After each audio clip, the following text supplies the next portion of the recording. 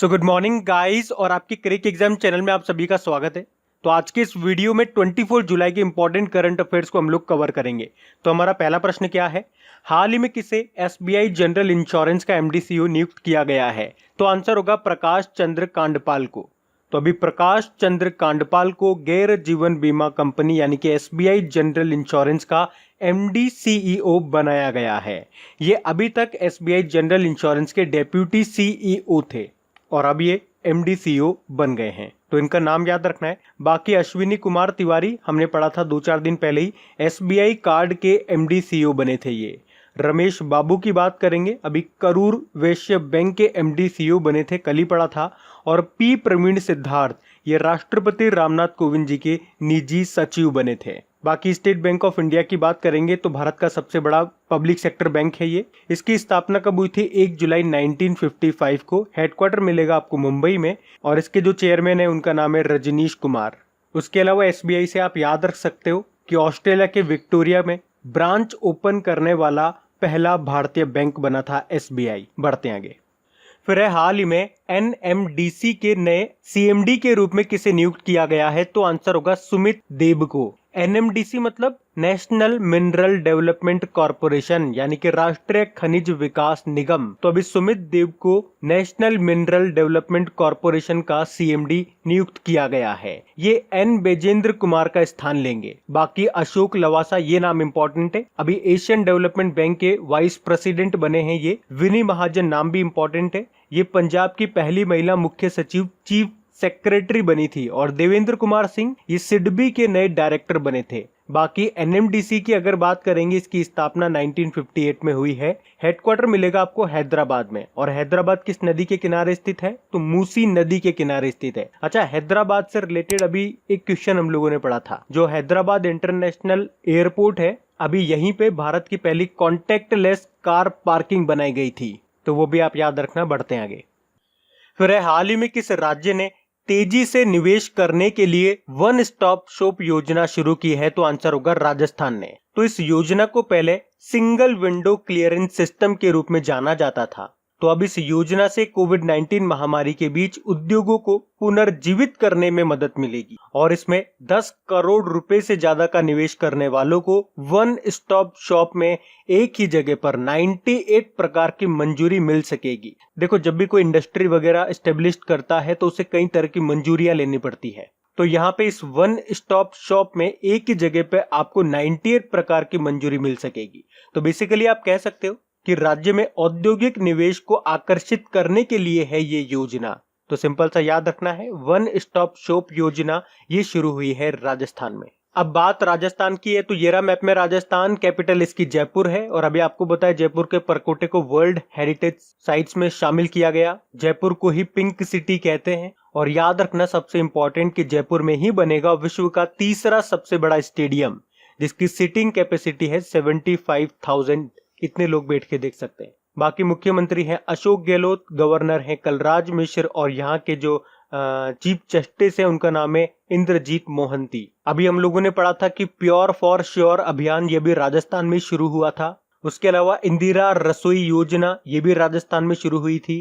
एक राजस्थान में operation desert chase भी शुरू हुआ था। उसके अलावा आयु एवं सेहत साथी एप्लीकेशन, उसके अलावा राजकोप सिटीजन ऐप, बच्चों के लिए स्माइल ई लर्निंग प्लेटफॉर्म और श्रमिकों को आसानी से रोजगार मिल सके, इसके लिए राज कौशल पोर्टल भी लॉन्च किया था राजस्थान की सरकार ने। उसके अलावा याद रखना जैव ईंधन नीति लागू करने वाला पहला राज्य भी बना था राजस्थान। देखो, राजस्थान में आपको 3 टाइगर रिजर्व मिलेंगे, सरिस्का, रणथंबोर और मुकुंदरा हिल्स। तो ये भी याद रखना। बढ़ते हैं आगे। फिर हाल ही में किसे रेलवे के अंतरराष्ट्रीय संघ के उपाध्यक्ष के रूप में नामित किया गया? तो आंसर होगा अरुण कुमार को। तो अभी अरुण कुमार को अंतरराष्ट्रीय रेलवे संघ के उपाध्यक्ष के रूप में नियुक्त किया गया है।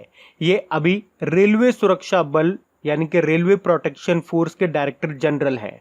और आपको बता दूं, रेलवे का जो ये अंतरराष्ट्रीय संघ है इसकी स्थापना 1922 में हुई थी 51 सदस्यों के साथ।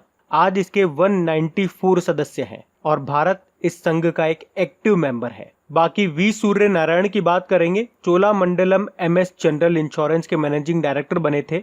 और यूबी प्रवीण राव ये नैस्कॉम के चेयरपर्सन बने थे। समीर अग्रवाल की बात करेंगे, वॉलमार्ट इंडिया के CEO बने थे। अच्छा, अब रेलवे की बात है तो कुछ पॉइंट्स मैं आपको रिवाइज कराता हूँ। चलो, पहला प्रश्न तो आप ये बताओ कि किस वर्ष तक भारतीय रेलवे 100% स्वच्छ ऊर्जा पर चलने वाला विश्व का पहला ग्रीन रेलवे होगा, यानी कि आप कह सकते हो पूरी तरह से इलेक्ट्रिफाइड हो जाएगा। तो आंसर होगा 2030 तक। उसके अलावा हमने पढ़ा था भारतीय रेलवे ने सबसे लंबी अभी मालगाड़ी चलाई थी जिसका नाम रखा था शेषनाग, और इसकी लंबाई थी 2.8 किलोमीटर की, जो चली थी नागपुर और कोरबा के बीच में। उसके अलावा भारतीय रेलवे ने डबल कंटेनर स्टेक ट्रेन भी चलाई थी, पहली बार भारत में चली थी ये पालमपुर और बोटाड के बीच में, ये गुजरात में है। और अगर आपसे पूछा जाए भारतीय रेलवे ने अपना पहला वेस्ट टू एनर्जी प्लांट कहाँ पे खोला है, तो भुवनेश्वर में खोला है। और ये प्लांट किस टेक्निक पे काम करेगा, तो पॉलीक्रेक टेक्निक पे काम करेगा। उसके अलावा सबसे लंबा प्लेटफॉर्म ये कहाँ पे बनाया जा रहा है, ये कर्नाटक के हुबली स्टेशन में बनाया जा रहा है, जिसकी लंबाई होगी 1400 मीटर। और वर्तमान में हमारे रेल मंत्री कौन है, पीयूष गोयल है। और अगर आपसे पूछा जाए स्वतंत्र भारत के पहले रेल मंत्री कौन थे, तो जॉन मथाई आंसर करना। बढ़ते हैं आगे। फिर है, हाल ही में किस व्यक्ति के नाम पर राज्यसभा में कर्मचारी कल्याण योजना शुरू की है, तो आंसर होगा अरुण जेटली। तो अभी राज्यसभा सचिवालय ने दिवंगत भाजपा नेता अरुण जेटली जी के नाम पे एक कर्मचारी कल्याण योजना शुरू की है। तो इस योजना में क्या होगा, अरुण जेटली जी के परिवार को पेंशन के रूप में साल भर में जो राशि मिलती है, लगभग 3 लाख के ऊपर ये राशि मिलती है, तो उसे सचिवालय के ग्रुप सी के जो कर्मचारी हैं उनके बच्चों को हायर एजुकेशन के लिए छात्रवृत्ति देने में काम में लिया जाएगा, स्कॉलरशिप देने में काम में लिया जाएगा। क्वेश्चन आप समझ गए। बाकी अरुण जेटली जी से 2 पॉइंट और याद रखना। एक तो दिल्ली का जो फिरोज शाह कोटला स्टेडियम है उसका नाम इनके नाम पे रखा गया था। एक इंस्टीट्यूट का नाम और इनके नाम पे रखा था जिसे हम कहते हैं national institute of financial management, राष्ट्रीय वित्तीय प्रबंधन संस्थान। बाकी ऑप्शन से भी मैं आपको कुछ रिवाइज करा दूं। सुषमा स्वराज, इनके नाम के ऊपर भी आपको याद होगा हरियाणा सरकार ने अंबाला सिटी बस स्टैंड का नाम रखा था। मनोहर पारिकर के नाम पे एक institute for defence studies and analysis का नाम रखा था। और अटल बिहारी वाजपेयी जी के नाम पे तो काफी सारे नाम रखे थे। कुछ लेटेस्ट मैं आपको बताता हूँ, जैसे कि जम्मू कश्मीर का सर्कुलर रोड चौक का नाम रखा था। हिमाचल प्रदेश की जो रोहतांग सुरंग है उसका नाम इनके नाम पे रखा था। लखनऊ का जो इकाना स्टेडियम है उसका नाम इनके नाम पे रखा था। और लखनऊ में ही मिलेगा आपको हजरतगंज चौक, उसका नाम भी इनके नाम पे रखा था। छत्तीसगढ़ का जो नया रायपुर है उसका नाम भी अटल जी के नाम पे रखा था, अटल नगर। और गुजरात का जो साबरमती घाट है उसका नाम भी इनके नाम पे रखा था, अटल घाट। तो ये भी याद रखना। बढ़ते हैं आगे। फिर है, हाल ही में राष्ट्रीय प्रसारण दिवस कब मनाया गया, यानी कि नेशनल ब्रॉडकास्टिंग डे, तो आंसर होगा 23 जुलाई को। तो हर साल भारत में 23 जुलाई को नेशनल ब्रॉडकास्टिंग डे के रूप में मनाया जाता है। अच्छा, 23 जुलाई को ही क्यों मनाते हैं, क्योंकि 23 जुलाई 1927 में देश में पहला रेडियो प्रसारण एक private company Indian broadcasting company के तहत बॉम्बे स्टेशन से प्रसारित किया गया था। इसीलिए 23 जुलाई को हम मनाते हैं नेशनल ब्रॉडकास्टिंग डे के रूप में। तो सिंपल सा ये डे आपको याद रखना है। अब डे वाला क्वेश्चन आ गया, तो जुलाई में जो भी इंपॉर्टेंट डे हमने मनाए हैं उस सारे में आपको रिवाइज कराऊंगा। अगर याद है तो मेरे साथ साथ बोलना। देखो, 1 जुलाई को 3 डे मनाए थे, नेशनल डॉक्टर्स डे, राष्ट्रीय डाक कर्मचारी दिवस और नेशनल चार्टेड अकाउंट्स डे। 2 जुलाई को नेशनल स्पोर्ट्स जर्नलिस्ट डे मनाया। 4 जुलाई को इंटरनेशनल डे ऑफ कोऑपरेटिव यानी कि सहकारिता दिवस मनाया। और 11 जुलाई को, ये जुलाई का सबसे इंपॉर्टेंट डे है, विश्व जनसंख्या दिवस, वर्ल्ड पॉपुलेशन डे। फिर 12 जुलाई को विश्व मलाला दिवस मनाया। 15 जुलाई को विश्व युवा कौशल दिवस, वर्ल्ड यूथ स्किल डे मनाया। फिर 17 जुलाई को अंतरराष्ट्रीय न्याय दिवस, डे ऑफ इंटरनेशनल जस्टिस मनाया था। 18 जुलाई को नेल्सन मंडेला डे मनाया। 20 जुलाई को वर्ल्ड चेस डे मनाया। और अब 23 जुलाई को राष्ट्रीय प्रसारण दिवस। तो ये आपको याद रखने। बढ़ते हैं आगे। और गाइज, अगर वीडियो आपको अच्छा लग रहा है तो प्लीज इसे लाइक करते हुए चलना। देखिए आप लोगों ने अभी लाइक किया है या नहीं किया है। नहीं किया है तो अभी इसको लाइक कर दीजिए, लास्ट तक आप लोग भूल जाओगे मैं कह रहा हूँ। और हाँ, इसे शेयर भी जरूर कर देना अपने दोस्तों के साथ में। और अगर आप में से कोई स्टूडेंट इस चैनल को फर्स्ट टाइम देख रहा है तो आप इस चैनल को सब्सक्राइब कर सकते हैं। सब्सक्राइब करने के बाद में पास में बेल आइकन को जरूर प्रेस कीजिएगा ताकि आगे के आपको नोटिफिकेशन मिलते रहें, ताकि आपसे कोई भी वीडियो मिस न हो। बेल आइकन को प्रेस करना जरूरी है। चलिए बढ़ते हैं आगे। फिर हाल ही में बजाज फाइनेंस के नए गैर कार्यकारी अध्यक्ष यानी कि नॉन एग्जीक्यूटिव चेयरमैन के रूप में किसे नियुक्त किया गया, तो आंसर होगा संजीव बजाज को। एक्चुअली में अभी बजाज फाइनेंस लिमिटेड के वर्तमान जो गैर कार्यकारी अध्यक्ष हैं राहुल बजाज हैं, लेकिन अभी उन्होंने 31 जुलाई से अपने पद से हटने का फैसला किया है। तो अब उनके जो बेटे हैं जो वर्तमान में बजाज फाइनेंस के वाइस चेयरमैन हैं, उपाध्यक्ष हैं, उन्हें अब बजाज फाइनेंस के नए नॉन एग्जीक्यूटिव चेयरमैन के रूप में नियुक्त किया गया है। तो आपको इनका नाम याद रखना है, क्या नाम है? राहुल बजाज नाम है। बाकी श्रीकांत माधव वैद अभी इंडियन ऑयल कॉरपोरेशन के नए अध्यक्ष बने थे, और करण बाजवा ये गूगल क्लाउड इंडिया के एमडी सीईओ बने थे। बाकी राजीव बजाज की बात करेंगे तो ये बजाज ऑटो के एमडी सीईओ बने थे। बजाज फाइनेंस का हेडक्वार्टर मिलेगा आपको पुणे में। बढ़ते हैं आगे। फिर हाल ही में किसने प्रवासी रोजगार एप्लीकेशन को लॉन्च किया है, तो आंसर होगा सोनू सूद ने। तो एक्टर हैं ये सोनू सूद, और इन्होंने प्रवासी रोजगार एप्लीकेशन को लॉन्च किया है। तो इस एप्लीकेशन में नौकरियों को खोजने में और नौकरी प्रशिक्षण कार्यक्रम की सभी जानकारी आपको इसमें मिल सकेगी। मतलब जैसे कि आपको नौकरी चाहिए तो अपना जो रिज्यूमे है या जो भी आपकी स्किल्स वगैरह एक्सपीरियंस है वो आप अपलोड कर दो, और फिर कंपनीज अपनी रिक्वायरमेंट के हिसाब से आप तक पहुंच जाएगी। और सोनू सूद ने लॉन्च किया है, तो सोनू सूद का नाम तो आप जानते ही होंगे। वैसे एक्टर के नाम से तो जानते ही होंगे, लेकिन अभी ये काफी न्यूज में रहे थे क्योंकि लॉकडाउन के समय में प्रवासी श्रमिकों को उनके घर तक पहुंचाने में काफी मदद की थी इन्होंने। अच्छा, ये एक तरह से रोजगार एप्लीकेशन है ना, एक रोजगार पोर्टल जिसे कहते हैं महाजॉब पोर्टल। किस सरकार ने लॉन्च किया था उसको? महाराष्ट्र की सरकार ने। तो वो भी याद रखना। बढ़ते हैं आगे। फिर हाल ही में बांग्लादेश नौसेना के प्रमुख किसे नियुक्त किया गया, तो आंसर होगा मोहम्मद शाहीन इकबाल को। तो अभी मोहम्मद शाहीन इकबाल को बांग्लादेश नौसेना का प्रमुख नियुक्त किया गया है। आपको बता दूं कि ये जो मोहम्मद शाहीन इकबाल है, इन्होंने आपको बता दूं कि ये जो मोहम्मद शाहीन इकबाल है, इन्होंने भारत से पनडुब्बी रोधी युद्ध में विशेषज्ञता हासिल की है। क्या नाम है? मोहम्मद शाहीन इकबाल। अच्छा, भारतीय नौसेना के प्रमुख कौन है? करमबीर सिंह है। बाकी विक्रम दुर्रई स्वामी, यह भी हमने पढ़ा था, बांग्लादेश में भारतीय राजदूत बने हैं यानी कि एम्बेसडर बने हैं। सेतु रमन पंचनाथन, डोनाल्ड ट्रंप ने इन्हें नेशनल साइंस फाउंडेशन का डायरेक्टर बनाया था। और जुबैर इकबाल जम्मू कश्मीर बैंक में नए मैनेजिंग डायरेक्टर बने थे ये। अब बात बांग्लादेश की है तो ये रहा मैप में बांग्लादेश, कैपिटल इसकी ढाका है। याद रखना, बिम्स्टेक का हेडक्वार्टर भी आपको ढाका में मिलेगा। करेंसी टका है, प्रधानमंत्री हैं शेख हसीना, और प्रेसिडेंट है अब्दुल हामिद। अभी हमने पढ़ा था बांग्लादेश ने मुफ्त इंटरनेट सेवाओं पर प्रतिबंध लगा दिया था। उसके अलावा बांग्लादेश ने बलि दिए जाने वाले पशुओं के लिए डिजिटल हार्ट प्लेटफॉर्म को लॉन्च किया था।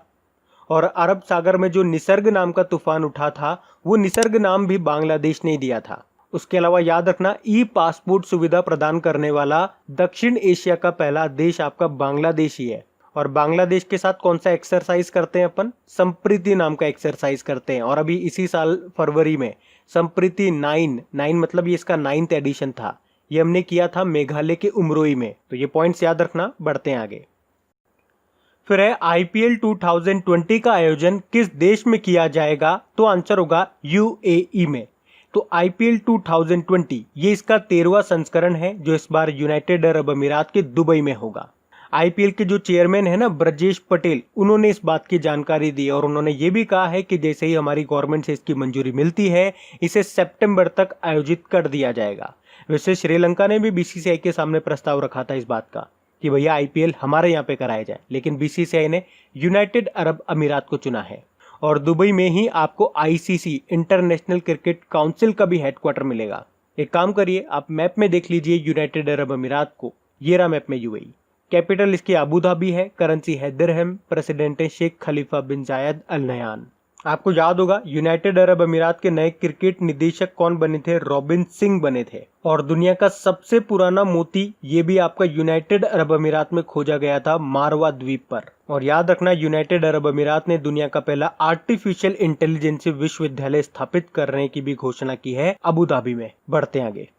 फिर हाल ही में चित्रकार विक्टर चीजीकोव का निधन हो गया। ये किस देश के थे? तो आंसर होगा रशिया के। तो रूसी चित्रकार थे ये विक्टर चिज़िकोव, और इन्होंने ही 1980 में जो मॉस्को समर ओलंपिक हुए थे उसमें जो शुभंकर था, जो मैस्कोट था, उसको डिजाइन किया था। अच्छा, वो मैस्कोट था क्या? भूरे रंग का भालू जिसका नाम था मीशा। अच्छा, इनके अलावा एक और बता दूं नाम, अभी स्पेनिश उपन्यासकार जिनका नाम है जुआन मार्से, उनका भी निधन हो गया है। बढ़ते आगे। फिर है, हाल ही में काकरापार न्यूक्लियर पावर प्लांट ने क्रिटिकलिटी हासिल कर ली है। आपको बताना है ये जो काकरापार न्यूक्लियर पावर प्लांट है ये किस राज्य में है? तो आंसर होगा गुजरात में। तो सबसे पहला पॉइंट तो ये याद रखना है एज ए स्टैटिक कि गुजरात में है ये काकरापार न्यूक्लियर पावर प्लांट, और इसके तीसरे रिएक्टर ने अभी क्रिटिकलिटी हासिल कर ली है। एक्चुअली में ये स्वदेशी रूप से डिजाइन किया गया 700 मेगावाट का रिएक्टर है। अच्छा, यहाँ पे क्रिटिकलिटी को प्राप्त करने का क्या मतलब हो गया कि ये एक रिएक्टर की सामान्य परिचालन स्थिति तक पहुंच गया है। मतलब ये बताता है कि ये प्लांट बिजली पैदा करने के लिए तैयार है। सिंपल सा अर्थ ये हुआ इसका। अब बात गुजरात की है तो ये रहा मैप में गुजरात। कैपिटल इसकी गांधीनगर है। मुख्यमंत्री है विजय रूपानी, गवर्नर है आचार्य देवव्रत, और गुजरात हाईकोर्ट के चीफ जस्टिस का नाम क्या है? विक्रम नाथ है। अभी आपको याद होगा गुजरात सरकार ने एट वन क्लिक पहल को शुरू किया था। उसके अलावा सोलर रूफटॉप इंस्टॉलेशन 2020 में टॉप पर रहा था गुजरात, और टेसर गन प्राप्त करने वाली पहली पुलिस बनी है गुजरात। टेसर गन ये बुलेट नहीं निकालती है, ये इलेक्ट्रिक शॉक देती है। उसके अलावा स्कॉच स्टेट ऑफ गवर्नेंस सूचकांक 2020 में भी टॉप पर रहा था गुजरात, और जल शक्ति मंत्रालय के द्वारा जल भंडारण क्षमता रैंकिंग जारी की गई थी, उसमें भी टॉप पे रहा था गुजरात। उसके अलावा आपको पता है गुजरात में है स्टेच्यू ऑफ यूनिटी। तो इस स्टेच्यू ऑफ यूनिटी को शंघाई कोऑपरेशन ऑर्गेनाइजेशन के 8 अजूबों की सूची में शामिल किया गया था, और गुजरात ने ही उम्बारे आंगनबाड़ी नाम की पहल को शुरू किया था लॉकडाउन में बच्चों की मदद करने के लिए। तो अब बात करेंगे कल के वीडियो में पूछे गए प्रश्न के उत्तर की। तो कल की वीडियो में आपसे पूछा था कि किस राज्य या यूनियन टेरिटरी ने मुख्यमंत्री घर घर राशन योजना को मंजूरी दे दी है? तो सही उत्तर होगा दिल्ली। आप सभी ने प्रश्न का बिल्कुल सही उत्तर दिया है। और गाइस, जाने से पहले प्लीज वीडियो को एक बार लाइक जरूर कीजिएगा। एक बार चेक कर लीजिए आपने वीडियो को लाइक तो किया है ना, और इसे शेयर जरूर कर देना अपने दोस्तों के साथ में, या कम से कम एक स्टडी ग्रुप में शेयर जरूर करना। तो गाइज, इन सभी क्वेश्चंस का क्विज बना करके मैंने एप्लीकेशन पे अपलोड कर दिया है। तो अगर आपने वीडियो बिल्कुल ध्यान से देख लिया है तो वहां जाइए और इन सभी क्वेश्चंस का आप प्रैक्टिस लगा लीजिए, ताकि ये सारे क्वेश्चंस आपको अच्छी तरीके से याद हो जाए। और जो नए स्टूडेंट इसे पहली बार देख रहे हैं, आपको बता दूं कि क्विज में अब रैंकिंग फीचर भी ऐड हो चुका है। तो अगर आप कम समय में ज्यादा से ज्यादा क्वेश्चन राइट करते हो तो आपका नाम आपके फोटो के साथ टॉप 10 स्टूडेंट्स में आपको दिखाई देगा। आपको ही नहीं, जितने भी लोग क्विज लगाएंगे उन सबको दिखाई देगा कुछ इस तरीके से, ताकि आपको भी एक अंदर से मोटिवेशन मिल सके कि आपको भी यहां तक पहुंचना है, ताकि सब लोग आपको टॉप 10 में देख सकें। और वैसे भी आप तो आपके इन करंट अफेयर्स का रिवीजन करवाने के लिए मैं इसका ऑडियो भी तैयार कर रहा हूं। तो दिन में 4 से 5 मिनट निकाल करके वो आप ऑडियो सुन लीजिए, ताकि आपका इन करंट अफेयर्स का फिर से रिवीजन हो जाए। क्योंकि आपको पता है चीजों को पढ़ना इंपॉर्टेंट है, लेकिन समय समय पर उनका रिवीजन करना बहुत ज्यादा जरूरी है। रिवीजन नहीं करोगे तो वो सारी चीजें आप भूल जाओगे। तो आप ही के लिए मैं इसका रिवीजन ऑडियो तैयार कर रहा हूँ। तो उस ऑडियो का लिंक मैंने नीचे डिस्क्रिप्शन में दे दिया है, वहां जाकर के आप मुझे फॉलो कर लीजिए। और फॉलो करने के बाद में पास में जो बेल आइकन आएगा आप उसे जरूर दबा लेना, ताकि जब भी मैं ऑडियो अपलोड करूं उसका नोटिफिकेशन आपको मिल सके। और एप्लीकेशन अगर अभी तक आपने डाउनलोड नहीं किए तो उसका लिंक भी आपको नीचे मिल जाएगा। वहीं पे आपको क्विज, वीडियो, पीडीएफ सब मिल जाएंगे। तो इस प्रश्न का उत्तर आता है तो कमेंट बॉक्स में जरूर टाइप करिए। चलिए अब मिलते हैं करंट अफेयर्स के रिवीजन वीडियो में। Thank you guys.